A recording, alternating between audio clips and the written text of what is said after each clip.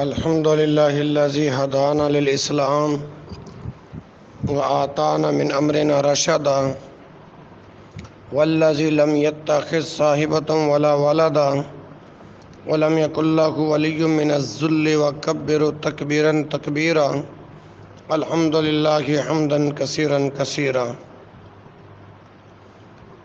سب تعریفیں رب العالمین کے لیے ہیں، جس رب العالمین نے ہمیں زندگی بخشی اور اس کائنات کا پالن ہار ہے، مشکل کشا ہے۔ درود و سلام امام الانبیاء جناب محمد رسول اللہ صلی اللہ علیہ وآلہ وسلم کی ذات پہ درود و سلام کا نذران عقیدت پیش کرنے کے بعد آج ہم باب الحسان یعنی تربیت و پرورش کے بیان کے متعلق بات کریں گے۔ پہلی روایت عن عبداللہ بن عمرو رضی اللہ عنہ ان امرأة قالت یا رسول اللہ ان بنی کان بطنی لہو وعاء وصدی لہو سکاء وحجری لہو ہواء وان اباہ طلقنی واراد ان ینزعہ منی فقال لها رسول اللہ صلی اللہ علیہ وسلم انت احق بہ ما تنکہ رواہ احمد و ابو داود و صححہ الحاکم۔ سب سے پہلے جو یہ متن میں نے پڑھا ہے اس کی لغوی توضیح سماعت فرمائیں۔ الحسانہ کا معنی ہوتا ہے گود میں لینا اور پرورش کرنا، الحسانہ تو اصطلاحاً اس سے مراد کم سن بچے کی تربیت و پرورش اور حفاظت کرنا حتیٰ کہ وہ بالغ و سمجھدار ہو جائے۔ دوسرا لفظ بیان ہوا ہے وعاءً، برتن کو کہتے ہیں، مراد ہے اس نے بچے کو دوران حمل پیٹ میں اٹھائے رکھا۔ تیسرا لفظ بیان ہوا ہے صدی، میرے پستان، سقاءً مشکیزہ، چونکہ چھاتی میں بچے کے لیے دودھ محفوظ رہتا تھا اس لیے اسے مشکیزہ سے تشبیہ دی گئی۔ ہجر گود کو کہتے ہیں، ہواءً سے مراد ہر وہ چیز ہے جو دوسری چیز کو اپنے ساتھ ملا لے یا گود میں لے لے۔ تو حدیث کا ترجمہ یہ ہے، ان عبداللہ ابن عمر، حضرت عبداللہ بن عمر رضی اللہ عنہ سے روایت ہے، ان امرأة قالت یا رسول اللہ، ایک عورت نے عرض کیا اے اللہ کے رسول، ان ابنی، یہ جو میرا بیٹا ہے، کان لہو وعاء، ان ابنی کان بطنی لہو وعاء، میرا پیٹ اس کے لیے برتن تھا، وصدی لہو سقاء، میری چھاتی یعنی پستان اس کے لیے مشکیزہ تھی، اللہ اکبر، وحجری لہو ہواء، اور میری آغوش اس کے لیے جائے قرار تھی، اللہ اکبر۔ سمجھ آ رہی نا محترم؟ وَإِنَّ أَبَاهُ طَلَّقَنِي، اس کے والد نے مجھے طلاق دے دی ہے، وَأَرَادَ أَن يَنزِعَهُ مِنِّي، اور اب وہ مجھ سے اس بچے کو بھی چھین لینا چاہتا ہے۔ فَقَالَ لَهَا رسول اللہ صلی اللہ علیہ وسلم، آپ صلی اللہ علیہ وسلم نے فرمایا جب تک تو دوسرا نکاح نہیں کر لیتی، انت احق بہ، جب تک تو دوسرا نکاح نہیں کر لیتی، ہم تن کی ہی اس وقت تک تو ہی اس کی زیادہ حقدار ہے۔ اسے احمد اور ابو داود نے روایت کیا اور حاکم نے اسے صحیح کہا۔ اس روایت سے معلوم ہوتا ہے کہ جب عورت کو طلاق ہو جائے اور اس کے پاس بچہ ہو تو بچے کی تربیت کی سب سے زیادہ مستحق وہی ہے، کیونکہ اس کے مذکورہ بالا تینوں اوصاف ایسے ہیں جو صرف اسی کے ساتھ خاص ہیں، اس لیے وہ بچے کے استحقاق میں باپ سے بڑھ کر ہے البتہ اگر وہ دوسرا نکاح کر لے تو پھر یہ استحقاق اس سے ختم ہو جاتا ہے۔ شیخ الاسلام امام ابن تیمیہ رحمہ اللہ نے فرمایا کہ بچے کی تربیت کے لیے باپ سے زیادہ حقدار ماں ہے، کیونکہ وہ زیادہ رحم دل ہے، اس کی تربیت کو زیادہ سمجھنے والی، زیادہ صبر کرنے والی ہے۔ اللہ اکبر۔ امام ابن منذر نے اس پر اجماع نقل کیا ہے۔ شافعیہ، حنفیہ اور مالکیہ اسی کے قائل ہیں۔ اس مسئلے میں اہل علم کا اختلاف ہے کہ مجرد عقد نکاح سے ہی ماں کا حق ساقط ہو جائے گا یا دوسرے شوہر کے ہم بستری کے بعد ساقط ہوگا۔ امام ابو حنیفہ رحمہ اللہ اور امام شافعی نے کہا کہ مجرد عقد نکاح سے ہی حق ساقط ہو جائے گا۔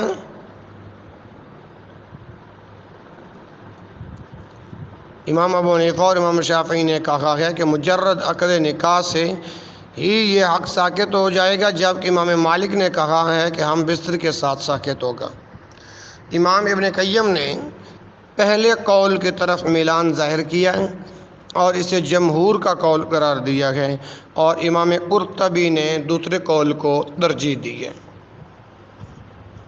حدیث نمبر 2، وعن ابی ہریرہ رضی اللہ عنہ ان امرأة جاءت قالت یا رسول اللہ ان زوجی یرید ان یذهب بابنی وقد نفعنی وسقانی من بئر ابی انبت فجاء زوجها فقال النبی صلی اللہ علیہ وسلم یا غلام هذا ابوک وهذه امک فخذ بید ایہما شئت فاخذ بید امہ فانطلقت به، رواہ احمد والاربعۃ وصححہ الترمذی۔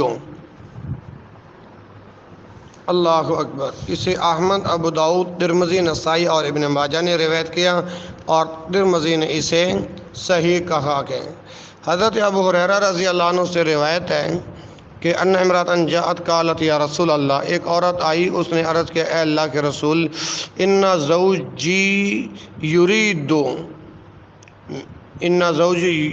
ان یذهب بابنی، میرا شوہر میرا بچہ لے جانا چاہتا ہے، اور وقد نفعنی، یہ بچہ مجھے فائدہ پہنچانے لگا ہے، ٹھیک ہے، وقد نفعنی وسقانی من بئر ابی انبت، اور مجھے ابو انبا کے کنویں سے پانی لا کر پلاتا ہے۔ فجاء زوجها، اتنے میں اس کا شوہر بھی آ گیا۔ فقال النبی صلی اللہ علیہ وسلم، تو نبی صلی اللہ علیہ وسلم نے فرمایا یا غلام، اے لڑکے، ھذا ابوک، یہ تیرا باپ ہے، وھذہ امک، اور یہ تیری ماں ہے، فخذ بید ایہما شئت، تو ان میں سے جس کا چاہے ہاتھ پکڑ لے، فاخذ بید امہ، تو اس نے اپنی ماں کا ہاتھ پکڑ لیا، فانطلقت بہ، اور اسے لے کر چلی گئی۔ حدیث نمبر 3، وعن رافع ابن سنان رضی اللہ عنہ انہ اسلم وابتی امرأته ان تسلم فاقعد النبی صلی اللہ علیہ وسلم الام ناحیۃ والابا ناحیۃ واقعد الصبی بینہما فمال الی امہ فقال اللہم اہدہ فمال الی ابیہ فاخذہ، اخرجہ ابو داود والنسائی وصححہ الحاکم۔ حضرت رافع بن سنان سے روایت ہے کہ انہ اسلم، وہ مسلمان ہو گئے، وابتی امرأتہ ان تسلم، اور ان کی بیوی نے قبول اسلام سے انکار کر دیا، وابتی امرأتہ ان تسلم، تو اور ان کی بیوی نے قبول اسلام سے انکار کر دیا۔ فاقعد النبی صلی اللہ علیہ وسلم الام ناحیۃ والابا ناحیۃ، تو نبی صلی اللہ علیہ وآلہ وسلم نے ماں کو ایک جانب اور باپ کو دوسری جانب بٹھا لیا۔ وعقد الصبی بینہما، اور بچے کو دونوں کے درمیان بٹھایا۔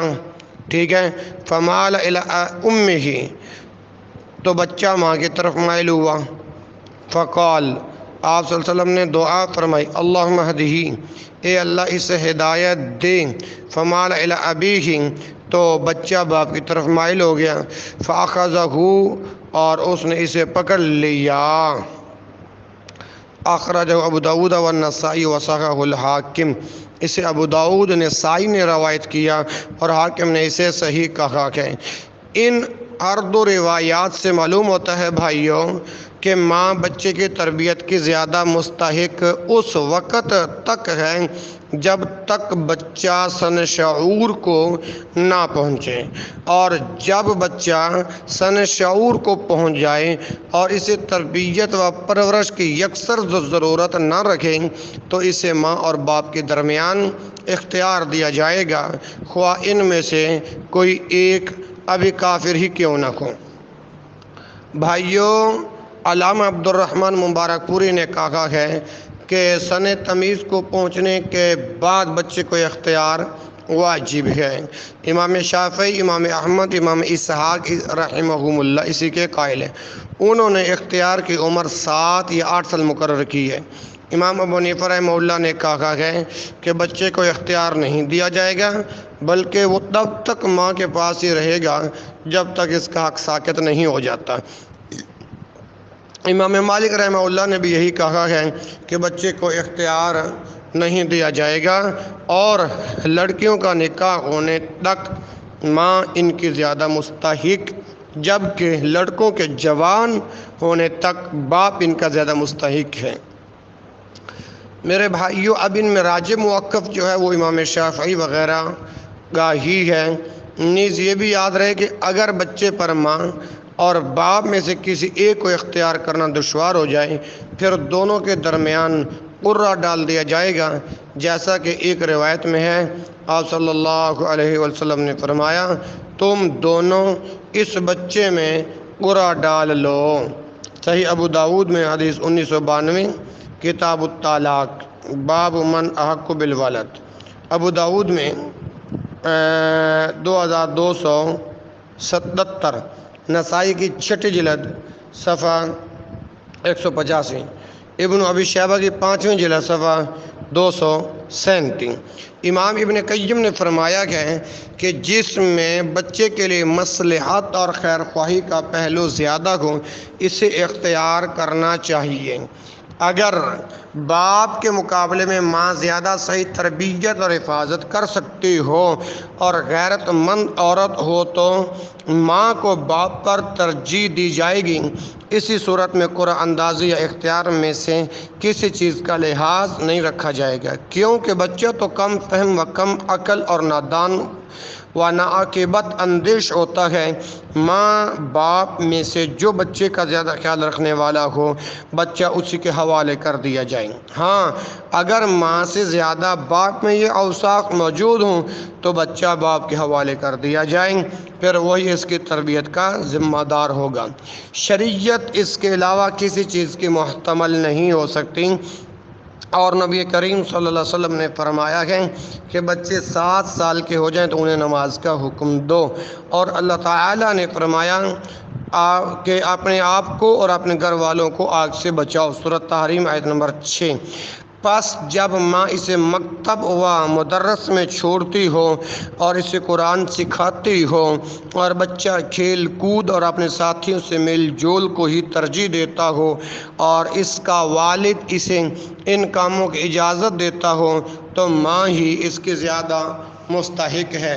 اختیار اور قرعہ کا کوئی اعتبار نہیں کیا جائے گا، اور اسی طرح اس کے برعکس اگر والدین سکھاتا ہو اور ماں کھیل کود کی اجازت دیتی ہو تو باپ زیادہ مستحق ہے۔ شیخ الاسلام امام ابن تیمیہ، امام شوکانی، امام علامہ البانی رحمہ اللہ نے اس رائے کو ترجیح دی ہے۔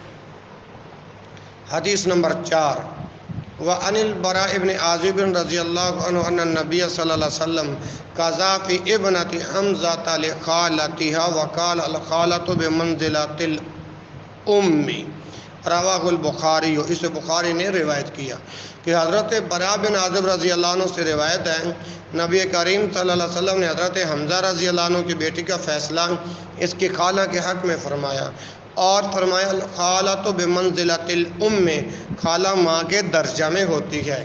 پانچویں حدیث، وأخرجه أحمد من حدیث علی رضی اللہ عنہ فقال والجاریۃ عند خالتها فإن الخالة والدة، اور احمد نے اس حضرت علی رضی اللہ عنہ سے روایت کیا ہے کہ آپ صلی اللہ علیہ وسلم نے فرمایا والجاریۃ عند خالتها، لڑکی اپنی خالہ کے پاس ہوگی، کیونکہ فإن الخالة والدة، کیونکہ خالہ والدہ کی مانند ہے۔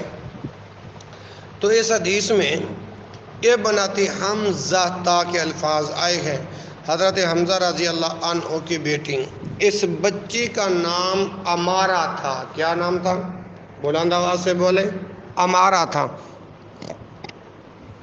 یہ بھی کہا گیا ہے اس کا نام امامہ تھا، اور اس کی کنیت ام فضل تھی، اور اس کی خالہ کا نام اسمہ بنت امیس تھا۔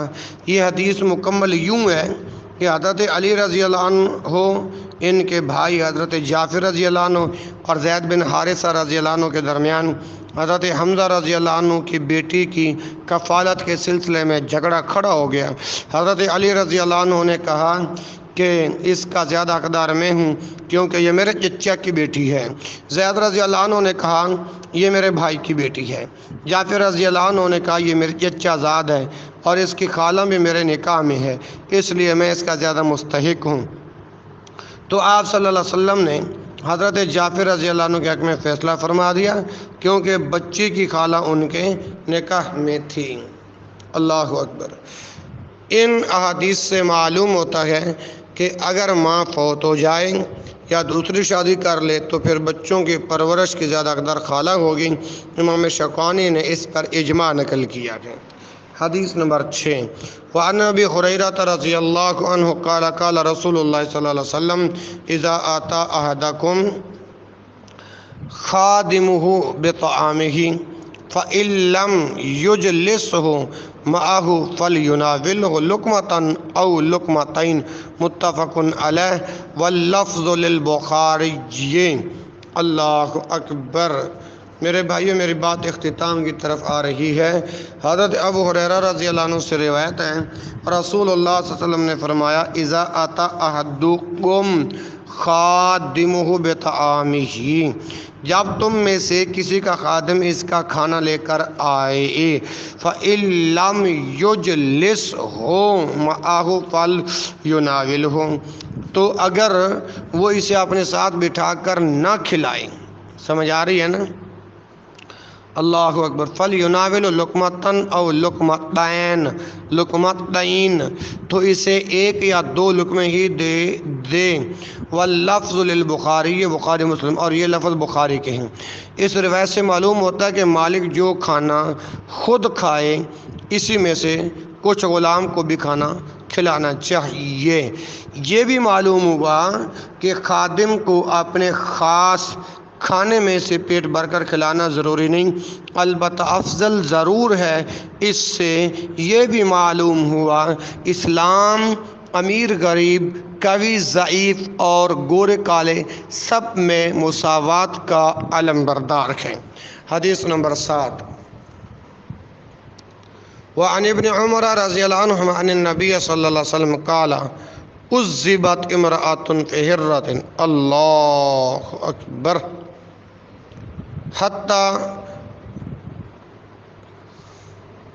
عذبت امرأة فی ہرۃ سجنتها حتی ماتت فدخلت النار فیہا، لا ہی اطعمتها